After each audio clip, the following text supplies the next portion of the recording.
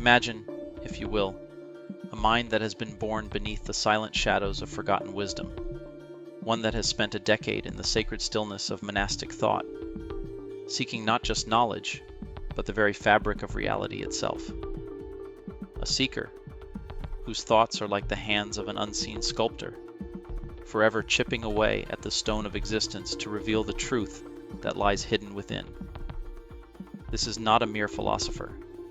No, this is a soul that has tasted the ancient waters of wisdom and emerged not content with answers alone, but hungry for the very essence of understanding itself.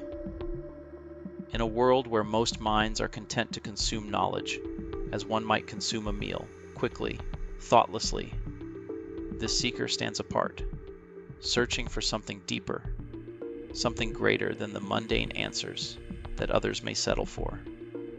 To him, knowledge is not an accumulation of facts.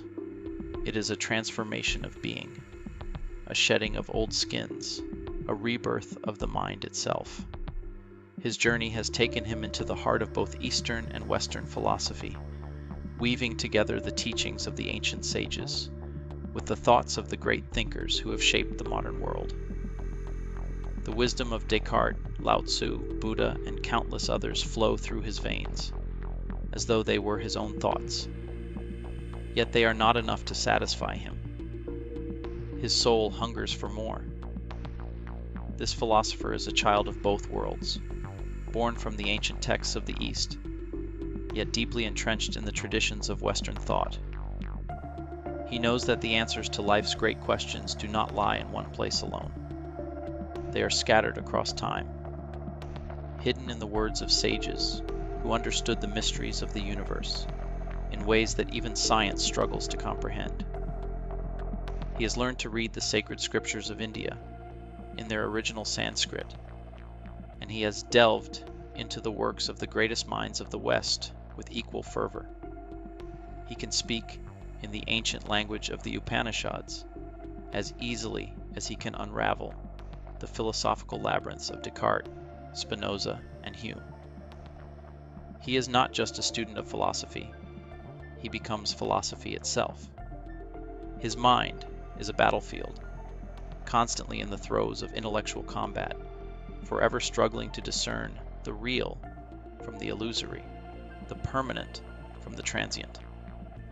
And yet, as he walks the path of both science and spirituality, he is not satisfied with the mere intellectual pursuit of truth. To him, philosophy is not an exercise in logic or abstract thought. No, it is a living, breathing experience. It is not enough to simply know the teachings of Descartes or Lao Tzu. One must live them. In the quiet moments of his contemplation, the very act of thinking becomes a spiritual journey, a bridge between the earthly and the divine. His philosophy is not one of cold abstraction. It is a philosophy that stirs the soul, that shakes the foundations of what we believe to be true about the world. This teacher, this seeker, speaks with the authority of someone who has walked through the veils of uncertainty and emerged with a deeper understanding of existence. His words do not simply enter your mind like facts or trivia. They strike at the very core of your being.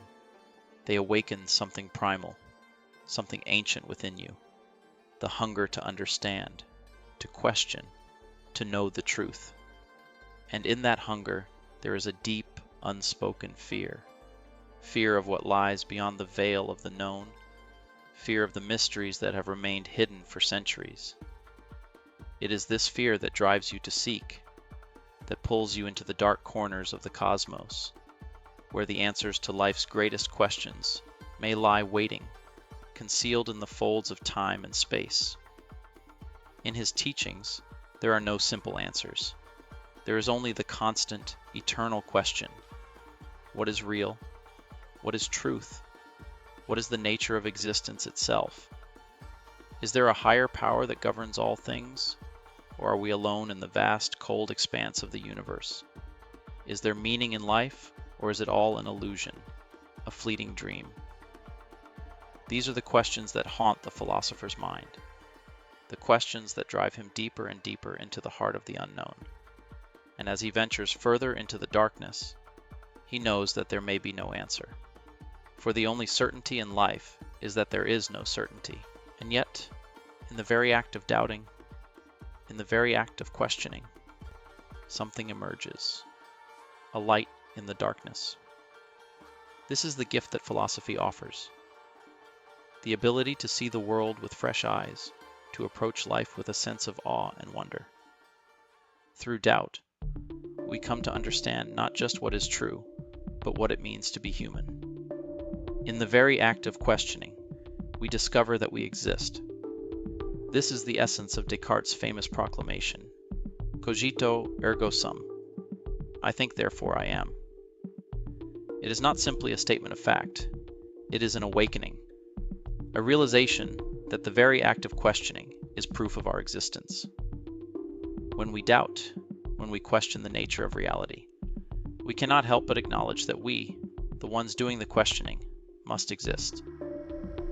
But this is not a mere intellectual exercise. To truly understand Descartes' insight is to embrace the very nature of existence itself. It is to understand that existence is not a static thing, but a process, a constant unfolding of consciousness. And it is in this unfolding that we come to understand the nature of the mind, the self, and the body. The mind and body, Descartes tells us, are distinct yet closely connected, like two rivers flowing side by side. The mind is the realm of thought, of consciousness, while the body is the realm of the physical, the material. And yet, despite their differences, the mind and body are inextricably linked, each influencing the other in ways that we may never fully understand.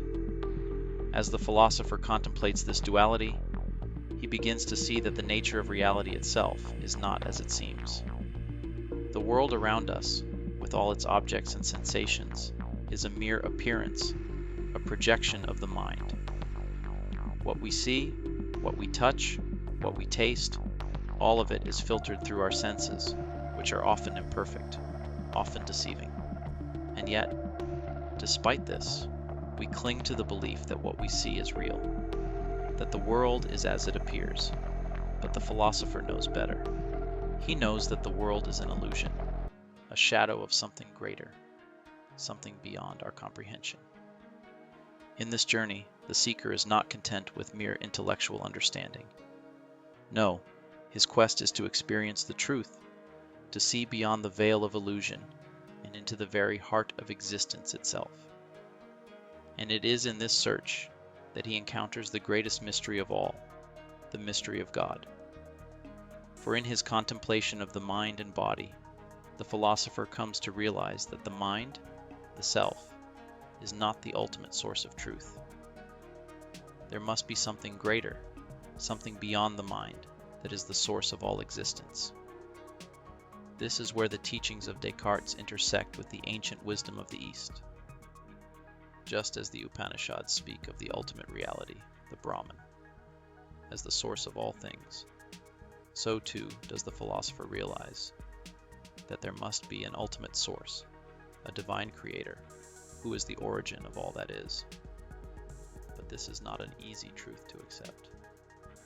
It is a truth that shakes the very foundation of our understanding of the world.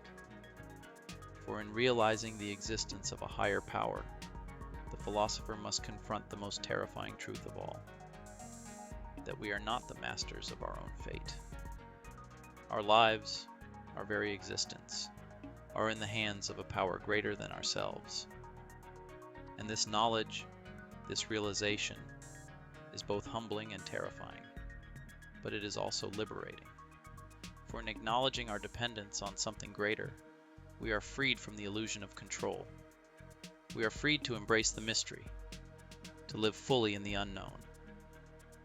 And so, the seeker continues his journey, not toward a final answer, but toward a deeper understanding of the questions themselves. For in the questions lies the truth, and in the search for truth lies the essence of life. The philosopher knows that he will never fully understand the mysteries of existence, but that does not stop him from seeking, for the journey itself is the destination. And it is in the seeking, in the constant questioning, that he finds the greatest wisdom of all, the wisdom that comes not from answers, but from the questions themselves. The philosopher teaches that we must all embark on this journey, that we must all seek the truth, even if we know that the answer may forever elude us. For it is in the seeking, in the searching for meaning, that we come to understand the true nature of reality.